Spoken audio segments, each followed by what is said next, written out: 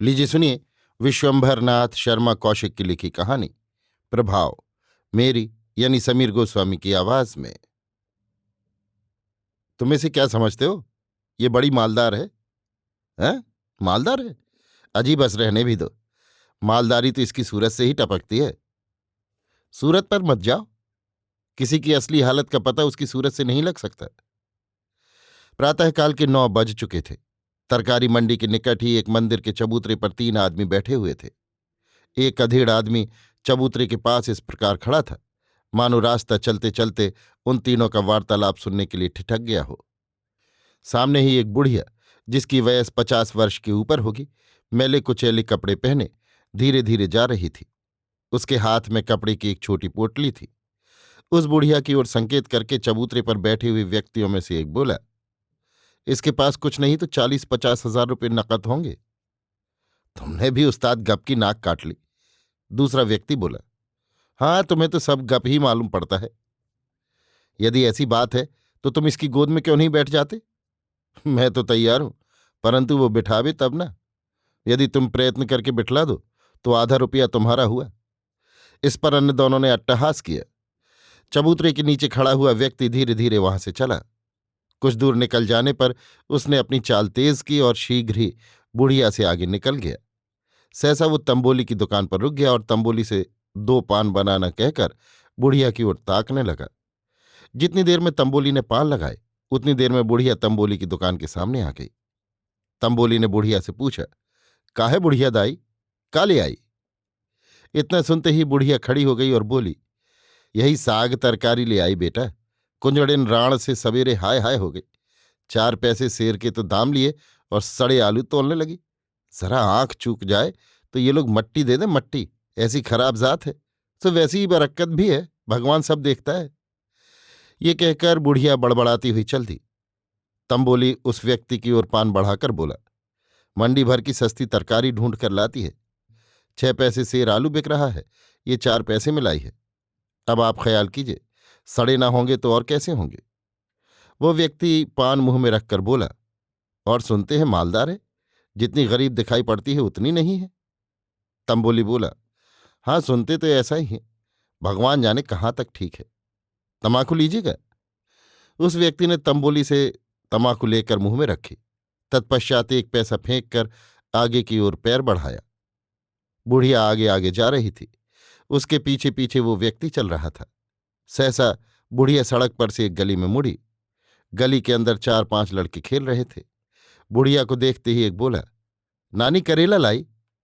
इतना सुनते ही बुढ़िया ने गाली देना आरंभ की, तुम्हारे बाप का मूड लाई, ले अपनी अम्मा से पकवा के खा लेना। रामजादों के मारे राह चलना दूभर है। अब सब लड़के चिल्लाने लगे, नानी एक करेला दिए जाओ। लड़के करेला मांगते थे और बुढ़िया गालियां देती थी, कोसती थी। बुढ़िया की बातें सुनकर छोटे बड़े सब हंसते थे। अंत में लोगों ने लड़कों को डांट डपट कर चुप किया। बुढ़िया एक छोटे से मकान के द्वार पर जाकर रुक गई। द्वार पर ताला लटक रहा था। बुढ़िया आंचल में बंधी हुई ताली से ताला खोलने लगी।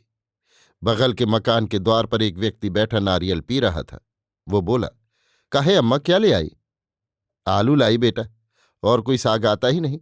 ना जाने सागों में क्या आग लग गई। इतना कहकर बुढ़िया द्वार खोलकर अंदर गई और भीतर से द्वार बंद कर लिया। नारियल पीने वाला व्यक्ति बड़बड़ाने लगा, दुनिया भर के तो साग आते हैं, इसे कोई साग ही नहीं मिलता। न जाने ससुरी किसके खातिर जोड़ जोड़ कर धर रही है। वो व्यक्ति आगे बढ़कर नारियल पीने वाले व्यक्ति से बोला, क्यों भैया, यहां कोई मकान खाली है? नारियल पीने वाला बोला, यहां तो कोई मकान खाली नहीं है। क्यों भाई, ये जो बुढ़िया इस मकान में गई है पागल है क्या? नहीं तो अच्छी भली है, इस जैसी सयानी तो दूसरी इस मोहल्ले भर में नहीं है। अभी लड़के करेला कहकर इसे चिढ़ा रहे थे और ये बिगड़ रही थी। इससे मैंने समझा कि शायद इसका दिमाग कुछ खराब है। अजी नहीं, दिमाग विमाग कुछ खराब नहीं, करेला कहे से चिढ़ती है, बस इतनी बात है, वैसे भली चंगी है। इतना सुनकर वो व्यक्ति बुढ़िया के मकान को ध्यानपूर्वक देखता हुआ वहां से चल दिया। वृद्धा चमेली इस संसार में अकेली है, जाति की कलवारिन है। इसके 2 मकान हैं। एक में तो वो स्वयं रहती है और दूसरा 50 रुपये मासिक किराए पर उठाया हुआ है। यही उसकी जीविका है। जिस मोहल्ले में वो रहती है उसके प्रायः सब लोग उसका आदर करते हैं और कोई अम्मा, कोई चाची, कोई बुआ इत्यादि नामों से उसे संबोधित करते हैं। मोहल्ले के लड़के उसे नानी कहते हैं और करेला कहकर उसे चिढ़ाया करते हैं। मोहल्ले के अधिकांश लोगों का अनुमान है कि चमेली के पास नकद रुपया भी काफी है। उपर्युक्त घटना के एक सप्ताह पश्चात एक व्यक्ति एक छोटा सा बिस्तरा दाबे चमेली के द्वार पर पहुंचा। ये वही व्यक्ति था जिसने उस दिन चमेली का पीछा उसके घर तक किया था। देखने से प्रतीत होता था कि ये व्यक्ति कहीं की यात्रा करके आ रहा है, क्योंकि उसका शरीर धूल धूसरित हो रहा था। द्वार पर पहुंचकर उसने द्वार की कुंडी खटखटाई। कुछ क्षणों पश्चात द्वार खुला और चमेली की गंभीर मूर्ति दिखाई पड़ी। उस व्यक्ति ने चमेली को देखते ही झट उसके चरण छूकर कहा, मौसी, पांव लागो। चमेली ने विस्मयपूर्ण नेत्रों से उस व्यक्ति को पहचानने की चेष्टा करते हुए कहा, खुश रहो बेटा। इतना कहकर वो उसे सिर से पैर तक देखने लगी। वो व्यक्ति बोला, मुझे पहचाना मौसी? चमेली सिर हिलाकर बोली, नहीं बेटा, मैंने तो नहीं पहचाना। अब मुझे सूझ कम पड़ता है। वो व्यक्ति बोला, हम चंदनपुर से आए हैं, सरजू प्रसाद के लड़के हैं। वृद्धा अपनी स्मरण शक्ति पर जोर देते हुए बोली, सरजू प्रसाद? हाँ, ये नाम तो मुझे अच्छी तरह याद है। सरजू प्रसाद थे तो? वो व्यक्ति, सरजू प्रसाद वही जो तुम्हारे घर के पिछवाड़े रहते थे। उनके द्वार पर पीपल का पेड़ था। वृद्धा नेत्र विस्फारित करके किंचित मुस्कुराते हुए बोली, ओह, अब याद आ गया, वो सरजू प्रसाद। उन्हें तो मैं अच्छी तरह जानती हूं। तुम उन्हीं के लड़के हो? हाँ मौसी। अच्छा, तो आओ बेटा, भीतर आओ। सरजू प्रसाद तो हमारे पड़ोसी और बड़े हितू थे। ये कहकर बुढ़िया भीतर चली। वो व्यक्ति बुढ़िया के पीछे पीछे चला। एक दालान पार करके दोनों एक कमरे में पहुंचे।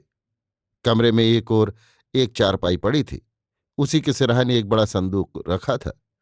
बीच में पक्की फर्श पर एक शीतल पाटी बिछी हुई थी। खूंटियों पर कुछ मैले तथा श्वेत कपड़े लटके हुए थे। एक ओर पानी का घड़ा और उसी के पास एक लोटा तथा गिलास रखा हुआ था। वृद्धा शीतल पाटी की ओर संकेत करके बोली, बैठो बेटा। उस व्यक्ति ने बिस्तर एक कोने में डाल दिया और शीतल पाटी पर बैठकर बड़े ध्यानपूर्वक इधर उधर देखने लगा। चारपाई के सिरहाने रखे हुए संदूक को उसने बहुत ही ध्यान से देखा। वृद्धा चमेली भी उसके सामने बैठ गई। बैठकर उसने पूछा, सरजू प्रसाद तो अच्छे हैं? नहीं, उनका तो पीछा हो गया। चमेली मुख पर दुख का भाव लाकर बोली, अरे ये कब? 4 बरस हुए। राम राम, बड़ा बुरा हुआ। बड़े अच्छे आदमी थे, मुझे तो बहुत ही मानते थे। बेटा, मुझे चंदनपुर छोड़े एक जमाना हो गया। तुम तो उस समय 4-5 बरस के हो गए।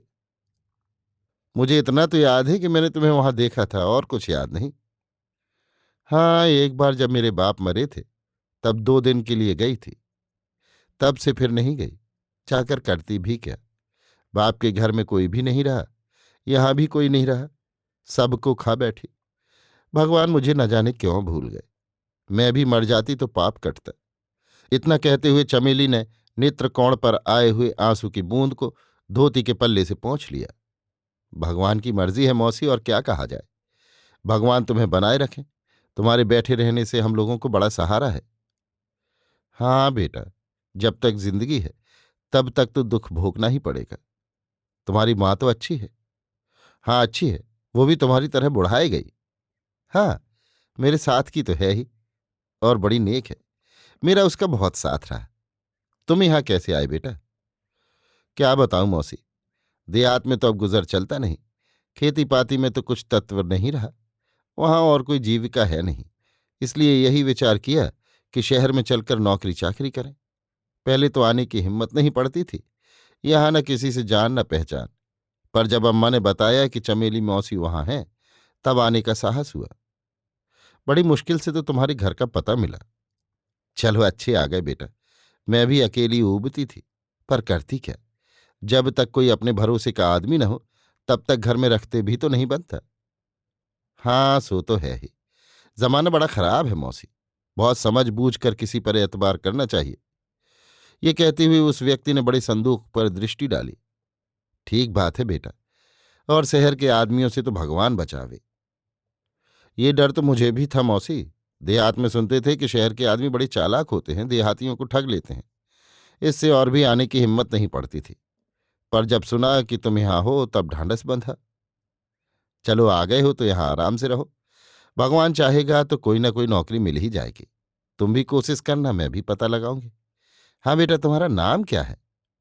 मेरा नाम अयोध्या प्रसाद है। बहुत ठीक। भगवान चाहेगा तो नौकरी मिल जाएगी। और जो इतना कहकर हठात चमेली रुक गई। वो कोई बात कहना चाहती थी, परंतु फिर कुछ ख्याल आने से रुक गई। कुछ क्षणों तक मौन रहकर उसने कहा, अच्छा तो कपड़े वपड़े उतार कर हाथ मुंह धो, तब तक मैं खाने को बनाती हूं। अयोध्या प्रसाद को चमेली के यहाँ रहते हुए 3 दिन हो गए। अब सवेरे चमेली साग लेने नहीं जाती, उसके बदले अयोध्या प्रसाद जाता है। चमेली अयोध्या प्रसाद से प्रसन्न है, क्योंकि वो चमेली की अपेक्षा साग खरीदने में अधिक पटु है।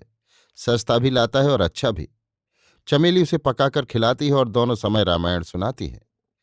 एक दिन सवेरे अयोध्या प्रसाद नहीं उठा। चमेली ने उसे उठाना चाहा तो वो कांप कर बोला, हाथ जी अच्छा नहीं है मौसी। मौसी ने अयोध्या के शरीर पर हाथ रखकर कहा, बुखार तो नहीं जान पड़ता?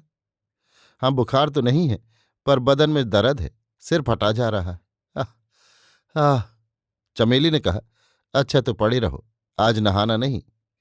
चमेली ने नहा धोकर थोड़ी देर रामायण पाठ किया, तत्पश्चात बोली, तुम्हें जरा मंडी हो आऊं? अयोध्या बोला, काहे को तकलीफ करोगी? अब मेरी तबीयत कुछ ठीक हो गई है, मैं चला जाऊंगा। नहीं बेटा, तुम अभी थोड़ी देर और पड़े रहो तो जी बिल्कुल अच्छा हो जाएगा। मैं लिए आती हूं, कौन बहुत दूर है। मैं कई दिन से घर से नहीं निकली, जरा घूम भी आऊंगी। अच्छा तो ले आओ, थोड़ी पालक भी लेती आना। अच्छा लेती आऊंगी। तुम उठकर जरा किवाड़ी बंद कर लो।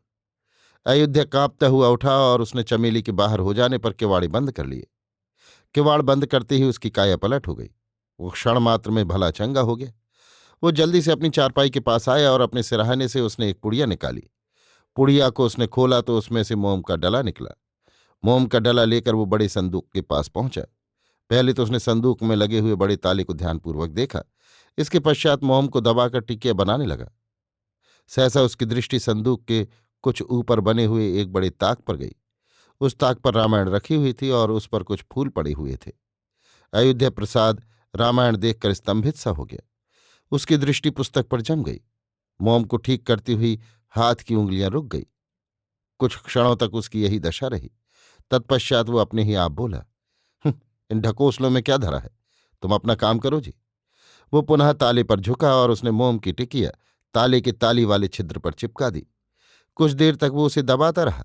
तत्पश्चात उसने धीरे से टिकिया को ताले से अलग किया और उसे देखकर बोला, ठीक है। वो पुनः अपनी चारपाई के पास आया। उसने अपने सिरहाने से एक टीन की डिबिया निकाली। उस डिबिया में मोम की टिकिया को बंद करके डिबिया अपने सिरहाने बिस्तर के नीचे दबा दी। इसके पश्चात वो नित्य कर्म से निवृत्त होने चला गया। जब चमेली लौट कर आई तो अयोध्या प्रसाद का चित्त बहुत कुछ ठीक हो चुका था। केवल सिर में थोड़ी सी धमक शेष थी। उपर्युक्त घटना के 4 दिन पश्चात एक दिन सवेरे अयोध्या प्रसाद की तबीयत फिर खराब हो गई। वही बदन और सिर में दर्द था। चमेली के पूछने पर उसने कहा, ऐसा देहात में अभी बहुधा हो जाया करता था मौसी, ना जाने क्या रोग है। तो तू इसकी कुछ दवा क्यों नहीं करता? देहात में धरा ही क्या है। अब आज यहां किसी डॉक्टर वैद्य को नाड़ी दिखाऊंगा। पंडित लक्ष्मीनारायण हमारे पुराने वैद्य हैं, उनके यहां चला जाना, बड़ी जल्दी ठीक कर देंगे। बड़ा जसी हाथ है, मेरा नाम ले देना। अच्छा शाम को जाऊंगा, पता बता देना। इसी मोहल्ले के नुक्कड़ पर रहते हैं। अच्छा जरा मैं मंडी हो आऊं? क्या कहूं मौसी, तुम्हें बड़ी तकलीफ होती है। तकलीफ का है कि चित्त बहल जाता है। चमेली की जाती है अयोध्या प्रसाद ने सिरहाने से डिबिया निकाली।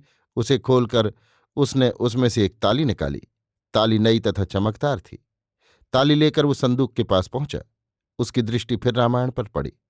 रामायण को देखकर वो पुनः झिझका, परंतु शीघ्र ही संभल कर बड़बड़ाने लगा, ये रामायण आदमी को बोदा बना देती है। महीने 2 महीने सुने तो पूरा गोबर का छोत बन जाए। उसने कांपते हुए हाथों से ताली को ताले के अंदर डालकर घुमाया। ताला खुलकर लटक गया। उसका मुख प्रसन्नता से खिल उठा और मुंह से निकला, अरे। उसने शीघ्रतापूर्वक कपड़े संदूक से निकालने आरंभ किए। कपड़े अच्छे तथा साधारण दोनों प्रकार के थे। कपड़ों के नीचे उसे एक पिटारी मिली। उसका मुख आशा से खिल उठा। पिटारी को खोला तो उसमें पीतल की सुरमेदानी, कुछ काठ की डिबियां और इसी प्रकार की सटर पटर चीजें निकली। उसका मुख क्रोध से लाल हो गया। वो बोला, हरामजादी ने इसे भी ताले में बंद किया है। राम राम, मेहनत बर्बाद हो गई। रुपया ससुरी ने ना जाने कहाँ रखा है। संदूक को धोखे की टट्टी बना रखा है। उसने जल्दी जल्दी सब कपड़े संदूक में भर दिए और फिर ताला लगा दिया। ताली अपने सिरहाने रखकर वो चारपाई पर बैठ गया और सोचने लगा। रुपए तो इसके पास जरूर हैं, पर न जाने साली ने कहाँ रखा है, कहीं गाड़ के रखा होगा। बिना महीना 2 महीना साथ रहे पता चलना कठिन है। इसी समय द्वार की कुंडी खटकी। अयोध्या खांसता हुआ उठा और उसने द्वार खोला। चमेली ने पूछा, कैसा जी है? अब तो ठीक है, अयोध्या ने उत्तर दिया। फिर दिन व्यतीत होने लगे। चमेली नित्य अयोध्या को रामायण सुनाती थी। अयोध्या को अपनी इच्छा के विरुद्ध केवल चमेली को प्रसन्न रखने के लिए रामायण सुननी पड़ती थी। एक दिन उसने कहा, मौसी तुम रोज रोज रामायण पढ़ती हो, तुम्हारा जी नहीं उबता? कोई और किताब पढ़ा करो। चमेली बोली, अरे बेटा, ये किताब थोड़े ही है, ये तो आदमी की मुक्ति का द्वार है। इसके पाठ करने से मुक्ति हो जाती है। अयोध्या मन ही मन कुढ़कर चुप हो रहा। एक दिन अयोध्या बोला, मौसी नौकरी तो कहीं लगती नहीं, क्या बतावे, रुपया पास नहीं है, नहीं तो कोई छोटी मोटी दुकान कर लेता। चमेली बोली, लग जाएगी, जल्दी क्या है, भगवान पर भरोसा रखो, वही सब की नैया पार लगाते हैं। तुम्हें खाने पीने की तो कोई तकलीफ है नहीं, कुछ घर भेजना चाहो तो भेज दो, 10-20 रुपए का सहारा मैं कर सकती हूं। अयोध्या प्रसाद चमेली के स्नेहपूर्ण वाक्य से प्रभावित होकर बोला, सो तो मौसी, तुम्हारे चरणों में मुझे कोई तकलीफ नहीं, पर ऐसे कब तक? बुढ़िया बात काटकर बोली, जब तक मैं जिंदा हूं तब तक तो फिक्र करो ना, मैं मर जाऊं तो देखी जाएगी। फिर भी रामचंद्र जी महाराज सब भली करेंगे, उनका ध्यान रखो। उस दिन चमेली ने 20 रुपए अयोध्या प्रसाद को दिए और कहा, इन्हें घर भेज दो, अपनी मां को मेरा राम राम लिख देना। अयोध्या प्रसाद को ये पता न चला कि बुढ़िया ने रुपए कब और कहां से निकाले। इसी प्रकार 2 मास व्यतीत हो गए। एक दिन चमेली किसी के यहां जाने की कहकर सवेरे गई और शाम को लौटी। उसी दिन रात को चमेली ने अयोध्या प्रसाद से कहा, बेटा, मेरी इच्छा एक मंदिर बनवाने की हो रही है, भगवान की मर्जी होगी तो बन ही जाएगा। अयोध्या प्रसाद तुरंत बोला, रुपया कहाँ से आवेगा मौसी? भगवान चाहेंगे तो रुपया भी हो जाएगा। अब अयोध्या प्रसाद को पूर्ण विश्वास हो गया कि इसके पास रुपया अवश्य है। वो बोला, तो रुपया हो तो निकालो, मंदिर बन जाए, अपनी जिंदगी में ही बनवा डालो। हाँ बनवाऊंगी, और मैं क्या बनवाऊंगी, रामचंद्र जी बनवाएंगे, उनकी जब मर्जी होगी तब बन जाएगा। तुम्हारी मर्जी होगी तो उनकी मर्जी भी हो जाएगी। नहीं बेटा, उनकी मर्जी मुख्य है। अयोध्या प्रसाद दांत पीस कर रह गया। 1 महीना और व्यतीत हुआ। सहसा एक दिन चमेली को हैजा हो गया। अयोध्या प्रसाद ने बहुत दौड़ धूप की, परंतु कुछ लाभ न हुआ। उसका अंत समय निकट आ गया।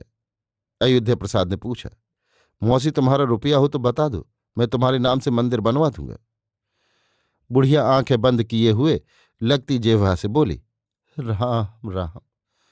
कुछ देर पश्चात चमेली का देहांत हो गया। मोहल्ले वालों को खबर हुई। उसी समय मोहल्ले के 2 प्रतिष्ठित व्यक्ति आ गए। उन्होंने किसी वकील को बुलवाया। उसने आते ही घर पर अधिकार जमाया। अयोध्या प्रसाद बोला, चमेली मेरी मौसी थी, मैं जैसा चाहूंगा करूंगा, आप लोग दखल मत दीजिए। वकील ने हंसकर कहा, चमेली वसीयत कर गई हैं और हम लोगों को ट्रस्टी बना गई हैं। तुम्हारा नाम क्या है? अयोध्या घबरा कर बोला, मेरा मेरा नाम अयोध्या है। बाप का नाम? बाप का नाम बाप का नाम सरजू प्रसाद। चंदनपुर के रहने वाले हो? हाँ। तो तुम्हारे लिए 20 रुपया महीना और खुराक लिख गई है, वो भी यदि तुम मंदिर में रहोगे। मंदिर? कैसा मंदिर? अब बनेगा, हम लोग बनवावेंगे, मगर पहले तुम्हें यह साबित करना होगा कि तुम सरजू प्रसाद के लड़के और चंदनपुर के रहने वाले हो। अयोध्या प्रसाद का मुख पीला पड़ गया। वकील ने कुछ आदमियों को अंत्येष्टि क्रिया का सामान लाने भेजा और कुछ आदमियों से बड़ा संदूक हटवाकर वो स्थान खुदवाया। 1 गज खोदने पर एक बड़ा बक्स निकला। इस बक्स को खोला तो वो रुपये और नोटों से भरा था। अनुमान से 40-50 सहस्त्र रुपया होगा। अयोध्या प्रसाद का सिर घूम गया। वकील साहब घर के सामान की सूची बनाने लगे। कुछ आदमी अंत्येष्टि क्रिया के लिए अर्थी इत्यादि बनाने में लग गए। अर्थी तैयार हो जाने पर अयोध्या की तलाश हुई। क्रिया करने के लिए वही चुना गया, परंतु अयोध्या लापता हो गया था। 8 महीने पश्चात एक मंदिर के द्वार पर, जो चमेली देवी का मंदिर कहलाता था, एक सन्यासी आया। उसने पुजारी से कहा, यदि आप आज्ञा दें तो मैं भी इस मंदिर के द्वार पर पड़ा रहा करूं और भगवान का भजन करूं। पुजारी ने सहर्ष आज्ञा दे दी। सन्यासी ने मंदिर के चबूतरे पर आसन जमा दिया। कुछ भोजन मंदिर से और कुछ पड़ोस के गृहस्थों से मिल जाता था। इस प्रकार सन्यासी चबूतरे पर बैठा रहता और रामायण पढ़कर लोगों को सुनाया करता था। ये सन्यासी कौन था?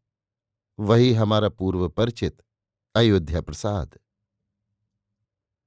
अभी आप सुन रहे थे विश्वंभरनाथ शर्मा कौशिक की लिखी कहानी प्रभाव, मेरी यानी समीर गोस्वामी की आवाज में।